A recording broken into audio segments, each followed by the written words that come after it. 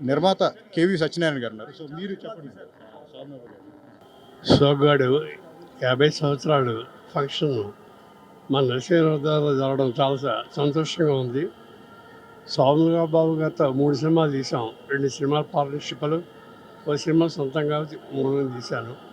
శ్రీవారు, పొంగుమూడి, ఉమ్మడి మొగుడు 25 సినిమాలు తీశాను. కానీ 3 సినిమాలు తీసిన మా హీరో సోమబాబు గారితో చేశాను. సోమబాబు గారితో ఎలా ఉండదంటే సాన్నిహిత్యం కూడా ఏదో ఒక హీరో, ఒక నిర్మాత కాకుండా ఒక బ్రదర్స్ లాగా ఆయన ఇంటికి వెళ్ళగానే అందరిని కూడా బాగా గౌరవించి అందరితో కూడా కలిసిమెలిసి ఉండేవారు. అలా కాదు, మీరు చేసే ముగ్గురు నిర్మాతలు వస్తున్నారు, ఒకే స్ట్రీట్లో ఉంటున్నారు, మీరు 2 కిలోమీటర్స్ దూరంలో ఉంటున్నారు, 3 కార్లు ఎందుకు మీకు, ఒకే కారులో ముగ్గురు రండి అని చెప్పి ఎందుకు అనవసరంగా వేస్ట్ చేయొద్దు.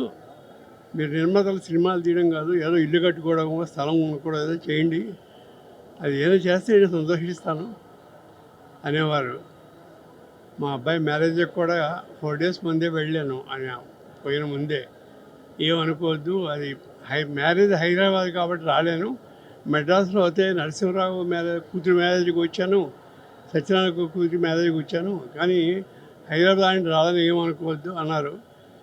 అన్న 4 రోజులకే ఆయన వెళ్ళిపోవడం చాలా బాధ అనిపించింది. తీరం లోటు చెప్పాలంటే. ఆయనంత మంచి మనిషి నేను చూడలేదు. నా నిర్మాత ఈ 40 సంవత్సరాల కెరీర్లో నేను ఏవన్నీ చూడలేదు. సినిమాలు తీశాను, 40 సినిమాలు తీశాను, కానీ అటువంటి హీరో నేను చూడలేదు. ఈ 50 రోజులు సోగ్గాడు ఫంక్షన్ జరుపుకోవడం, నరసింహరావు ద్వారా ఫోన్ చేసి అందరినీ కలిసి అందరిని కలుసుకుని చేసినందుకు చాలా సంతోషంగా ఉంది. Thank you. అంటే నటుడిగా ఆయన అందరికీ తెలుసండి. వ్యక్తిగతంగా ఎవరిని కలిసినా సరే వాళ్ళ బాగు కోసమే ఎక్కువగా మాట్లాడేవారు అంటారు. మా వ్యక్తిగతంగా కూడా నిర్మాత అంటే మామూలుగా సినిమా తీయడం వెళ్ళిపోవడం ఉంటుందన్నమాట. ఈ నెల కాదు, మేము ముగ్గురు వెళ్ళేవాళ్ళం. ఏ సినిమా ప్రతి మంత్ వెళ్ళేవాళ్ళం, లోకల్గా ఉండేది కాబట్టి. వెళ్తా ఉంటే ఏమంటే, నిర్మాత నువ్వు ఏదో నిర్మాత కాదు, నా వల్ల నువ్వు ఏం సంపాదిస్తావు అది చూసుకో, ముందు ఇల్లు కట్టుకో అది అంతే అని చెప్పాడు అన్నమాట. ఆయన వేస్టేజీ లేకుండా సినిమా తీద్దామన్నా కూడా ఏమంటే, సార్ మన సినిమాలో ఊటీ లేదు, అప్పుడు ఆ రోజుల్లో ఊటీ అంటే గొప్ప, వద్దు ఊటీ ఎందుకు వేస్ట్, డబ్బులు వేస్ట్, 2 లక్షలు 3 లక్షలు అవుద్ది. ఇట్లా విజయ గార్డెన్స్లు తీసి 50,000తో అయిపోతుంది మనకి. అంత తక్కువలో జాగ్రత్తగా చేసి ఎంతో కొంత లాభం మిగిలింది. ఏ సినిమాకైనా నష్టాలు వస్తాయి, కానీ బాబు గారి సినిమాకి నష్టం అంటే లేదు. ఆ ప్రతి సినిమాకి కూడా 2-3 లక్షలు మిగిలేదు, 6 రోజుల్లో 3 లక్షలు మిగిలేదు. అటువంటి హీరో సోమన్ బాబు.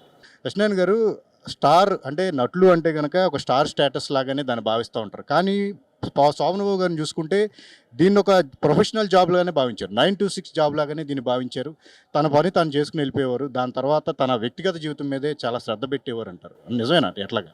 సినిమా షూటింగ్ అంటే 6 o'clock కల్లా ముందు చెప్పేసేవాళ్ళు, 5:30 నుంచి స్టార్ట్ చేసేవాళ్ళు.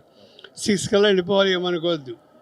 ఒక నైట్ షూటింగ్ ఉంటే మాత్రము 1 day బిఫోర్ నాకు చెప్పాలి. చెప్తే అది నేను ఏదైనా పాసిబిలిటీ ఉంటే 1 గంట సేపు వచ్చి చేసి వెళ్తాను. అంతేగాని సడన్గా చెప్తే మాత్రం ఏం చేయలేదు నేను అని ఆయన ఎట్టి పరిస్థితుల్లో కూడా ముందే చెప్పేవాడు. నేను అది చాలా సిస్టమేటిక్గా ఉండేవాడు. అసలు నిజంగా చెప్పాలంటే అసలు ఒక హీరోయిన్లా కాదు, నుంచుంటే లేదు నువ్వు నిర్మాతో నువ్వు కూర్చో, నువ్వు పక్కన కూర్చో, యూఆర్ పెయిడ్ ఆర్టిస్ట్, మేము డబ్బులు ఇస్తాను, నువ్వు చేయించుకుంటావు తప్ప నువ్వు నాకు కాదు, నా పక్కనే కూర్చొని ఉండేవాడు. విజయశాంతి, రాధిక ముగ్గురితో తీశాను, సినిమాలు తీశాను, కానీ అంత క్లోజ్గా ఇంత క్లోజ్గా ఉంటారని నాకు ఏ హీరో అని అనిపించలేదు. ఈ రోజున 50 రోజులు సోగ్గాడు ఫంక్షన్ చేసుకోవడం చాలా సంతోషంగా ఉంది. మా సినిమాలకు కూడా అప్పుడే 38 ఏళ్ళు అవుతుంది, 3 సినిమాలకు కూడా. ఇంకో 2 yearsలో 40 years అవుతాయి.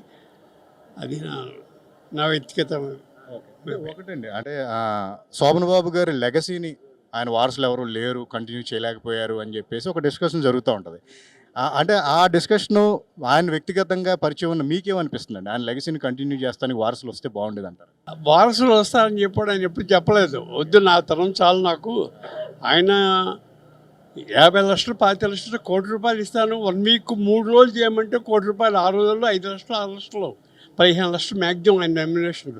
మేము ఇచ్చే రెమ్యునరేషన్ 15 లక్షలు. అటువంటిదల్లా ఆయన నేను ఇంకా సినిమాలు చేయను అని ₹1,00,00,000 ఇస్తానన్నా కూడా ఆయన నా మొహాన్ని ఇంకా నేను రంగేసుకొని నేను రాను, మెడ్రాస్ వదిలిపెట్టి నేను హైదరాబాద్ రాను, నేను మెడ్రాస్లో ఉంటాను. అటువంటి అలా అంత రికర్చ్గా చెప్పిన నాకు ఎవరో నాకు కనపడలే. వ్యక్తిగతంగా మాత్రం చాలా హ్యాపీ ఆయనతో. చాలా అందుకు మర్చిపోలేము ఆయన్ని, ఈ రోజు వరకు మర్చిపోలేము.